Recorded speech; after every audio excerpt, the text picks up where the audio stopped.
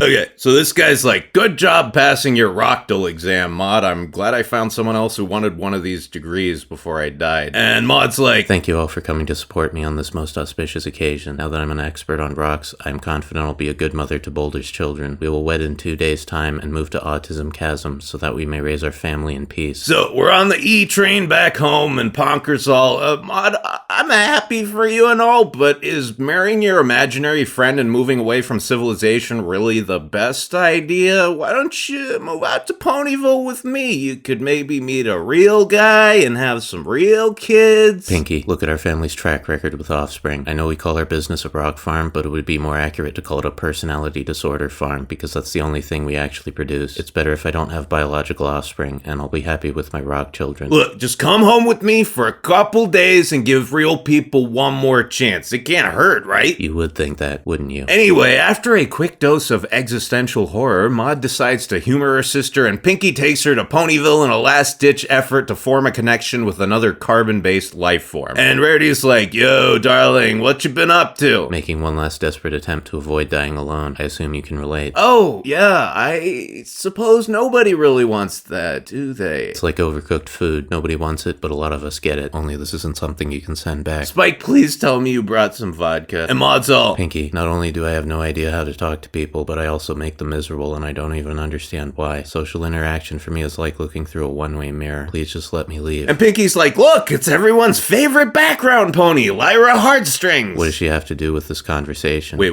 who have to do with what? I just blacked out for like 10 seconds. Oh, hey, look who it is. I wasn't expecting to see you here, Glimmy. Then again, why wouldn't I expect to see the main character of the show? And Glim's like, have we met before? And Maud's like, No, I don't think so. yeah, you're right. Never mind. I had a few glasses of wine with lunch, so, you know. So Ponka makes Maud hang out with Glimmy in the hopes that they'll hit it off, and Maud's all, I like rocks. What are your hobbies? and Starlight's like, I like kites.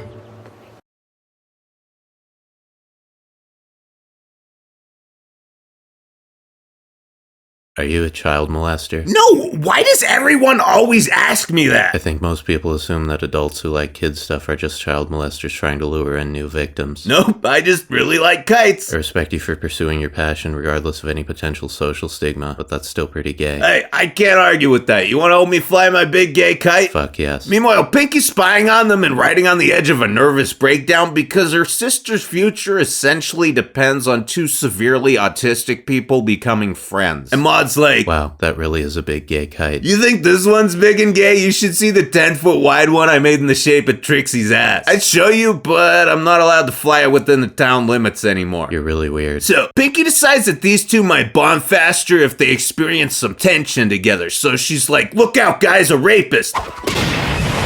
Don't worry, I got her. That was pretty intense, though, huh? And they're all, why are you wearing a pizza suit? Why aren't you unfashionable motherfuckers? Jesus Christ. Anyway, it's a little later, and Maud and Glimmy are doing some spelunking together, and I don't mean the kind she does with Trixie. I'm talking about the actual kind. And Starlight's like, holy shit, this place is fucking gorgeous. This must be like heaven for you. It's almost poetic. What is? That my personal paradise would be underground when my personal hell is above it. Holy shit, bro, you're fucking deep. So are you. We're in a subterranean cave. You know what, Maud? I think you're really cool. And then Pinkie's all,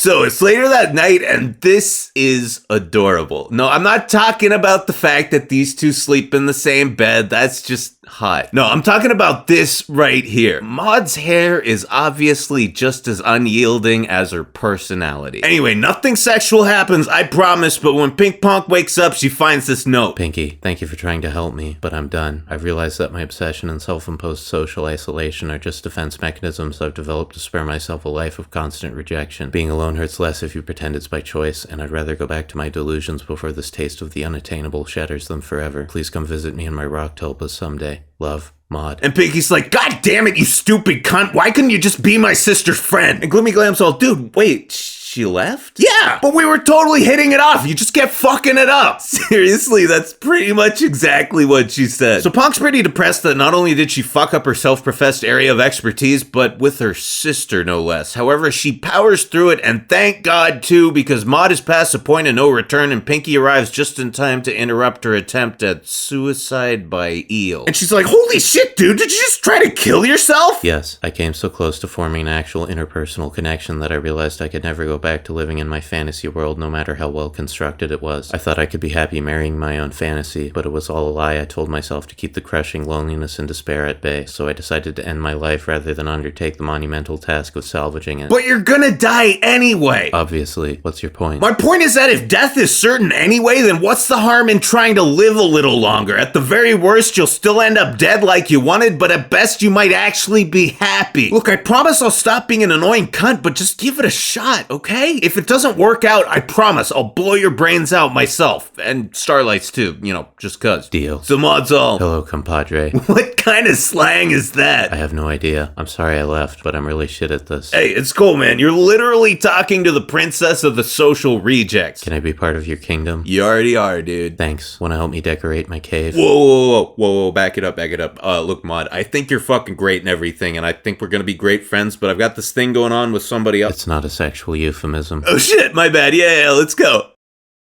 Take some fuck, then some shit, then some fuck, then some shit. You got a fuck shit stack, a fuck shit stack. It's a stack of fuck shit on top of itself, nigga.